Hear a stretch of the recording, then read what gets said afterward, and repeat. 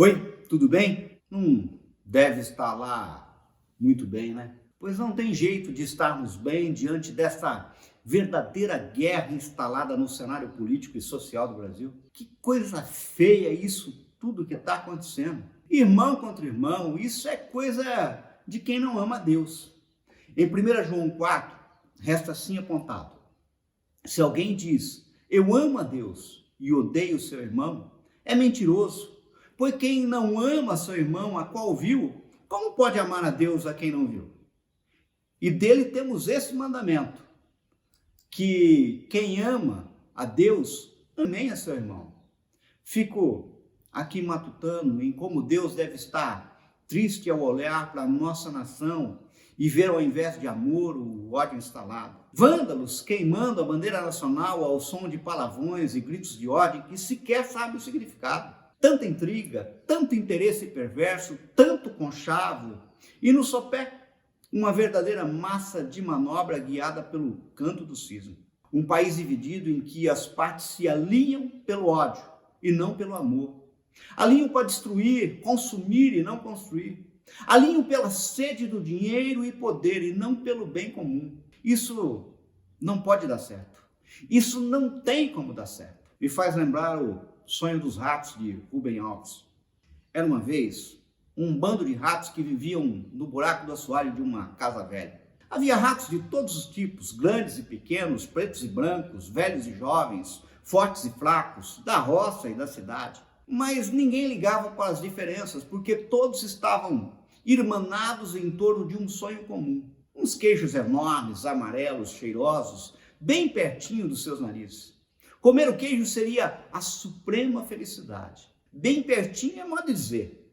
Na verdade, o queijo estava imensamente longe, porque entre ele e os ratos estava um gato. O gato era malvado, tinha dentes afiados e não dormia nunca.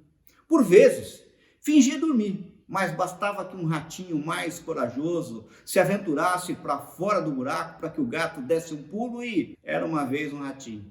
Os ratos odiavam o gato. Quanto mais o odiavam, mais irmãos se sentiam.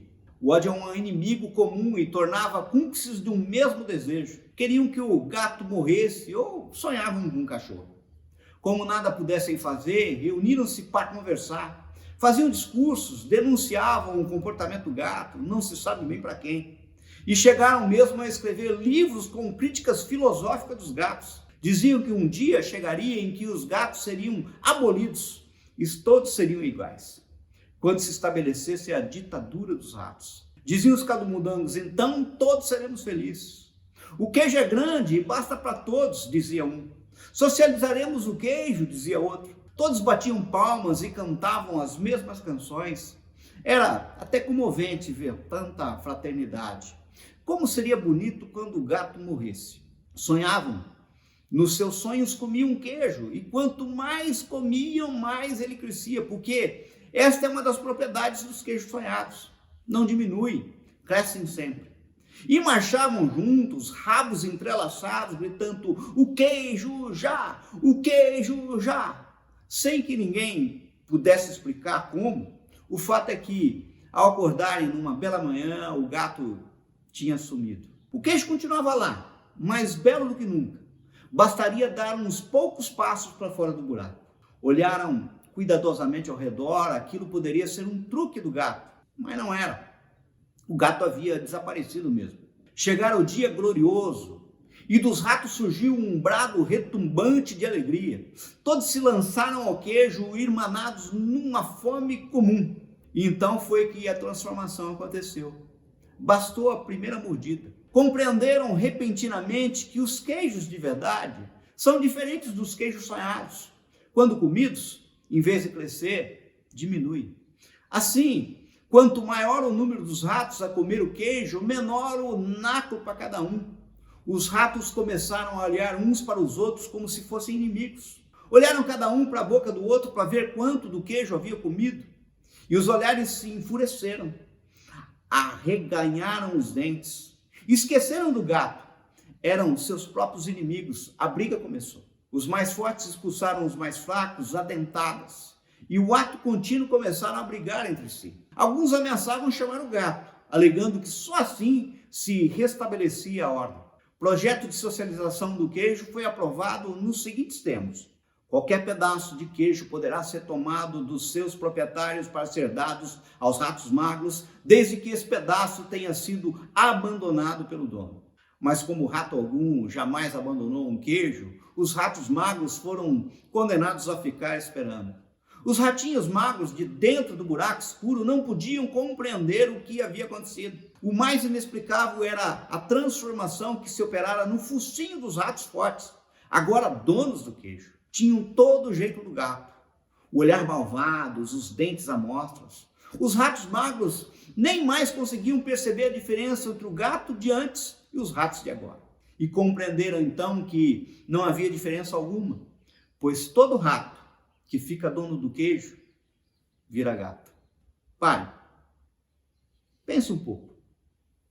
Me desculpe o Mickey, que até acho um ratinho simpático, mas vou valer-me do tipo: eu não quero ser rato. No Brasil já tem muitos ratos se deliciando com o queijo da grana e do poder. Eu não quero ser sucumbido pelo ódio. Não quero sonho de rato para o Brasil. Prefiro o amor. Isso não significa, em hipótese alguma, alienação ou abrir mão de indignar-me e até mesmo irar-me com injustiça. Mas não ódio. Ódio não. Vandalismo não. Baderna não.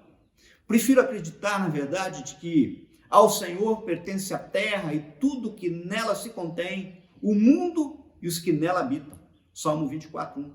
E que tendo sustento e com que me vestir, devo estar contente, aliás, como nos ensinou Paulo em 1 Timóteo 6. Pois não quero entesourar aqui, mas para com Deus. E você? Quer alcançar o queijo do poder? Você quer ser rato? Quer viver esse sonho? Odiar ou amar? Vamos orar?